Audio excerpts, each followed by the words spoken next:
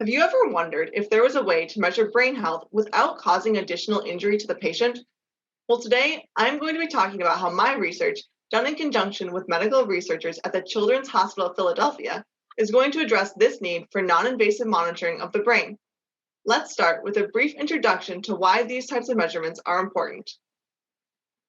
One example of when we would want to monitor oxygen and blood flow in the brain is during life-saving heart surgery.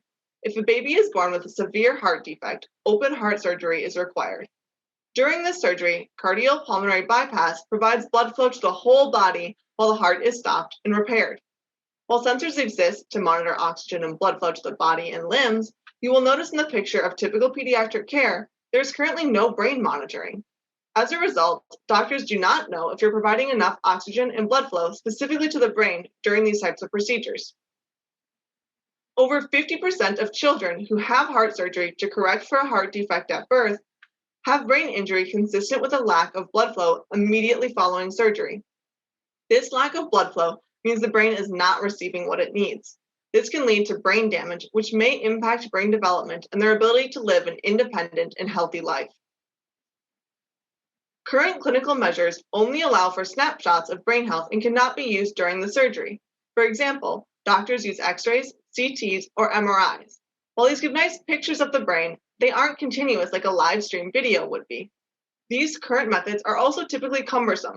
They would not fit next to the operating room table. There is an urgent need to monitor the brain that is non-invasive and continuous while still being small and mobile. Today, I will show how we can use medical devices that rely solely on light to fill this void in current practice. First, we need to understand a little bit about how light interacts with the body. Picture this. You are sitting in a dark tent telling ghost stories to your friends. You place a flashlight under your chin.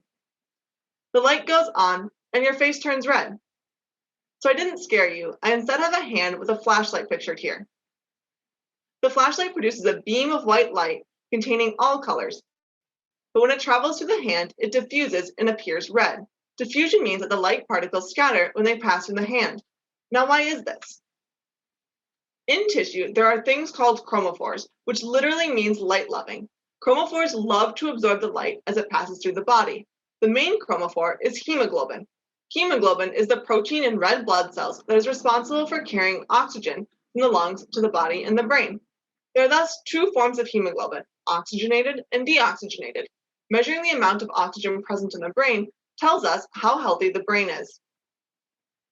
In order to understand how light can be used to do this, we have to recognize that white light is actually a spectrum of colors, both visible and invisible.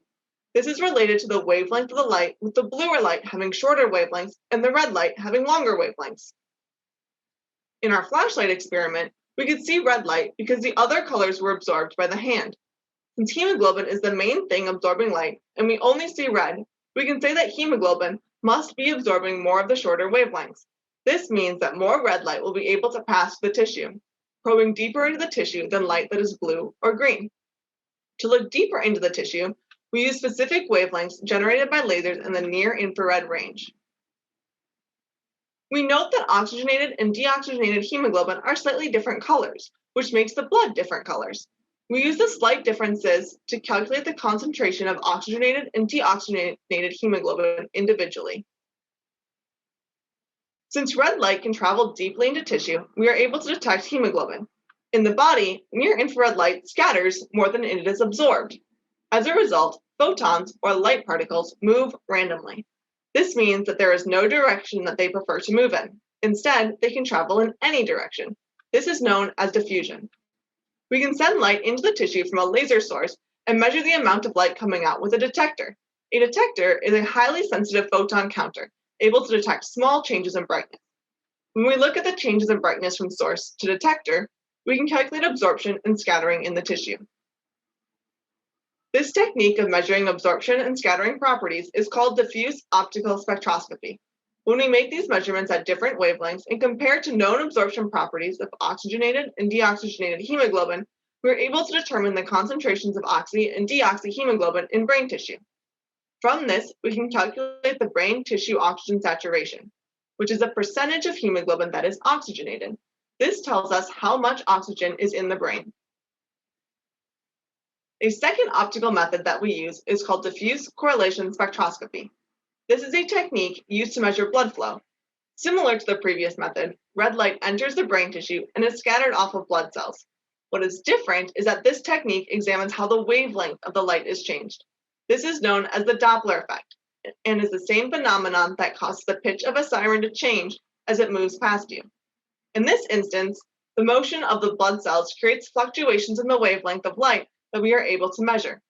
The faster the blood cell moves, the faster the intensity fluctuations.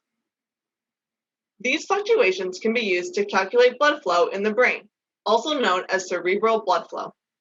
Combining diffuse optical spectroscopy and diffuse correlation spectroscopy, we have optical, non-invasive, and continuous measurements of brain tissue, oxygenation, and blood flow. These measurements can all be used to inform clinicians on the status of the patient's neurological health. Going back to our example of a baby needing heart surgery, we know that doctors are able to control the blood flow and oxygenation to the body using cardiopulmonary bypass so that the heart can be stopped.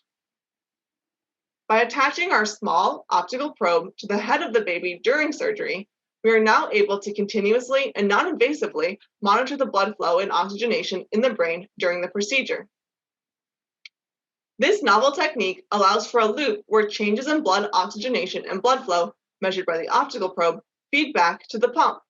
This would allow for minimization of brain injury that may occur from lack of oxygen or blood flow. In the future, optical measures like we discussed today can be used to actively measure a patient's brain health and to control things like blood flow and oxygenation in order to optimize the probability for good brain outcomes. While we discussed here specifically the use during cardiopulmonary bypass, optical measures of blood flow and oxygenation can be used to provide individualized care for patients with a variety of medical needs. I would like to thank and acknowledge the wonderful and diverse group of researchers I get to work with, especially my advisor, Arjun Yode, who is a physicist at Penn, Dan Licht, a neurologist at CHOP, Wesley Baker, a physicist at CHOP, and Tiffany Koh, who is a biomedical engineer at CHOP.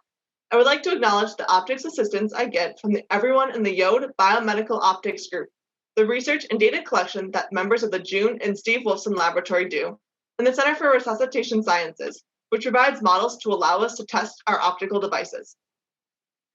Thank you for spending the time to listen to my talk about probing the blood flow and oxygenation in the brain without an incision. If you would like to learn more about our research, please see the link on the slide for our group website. Thank you.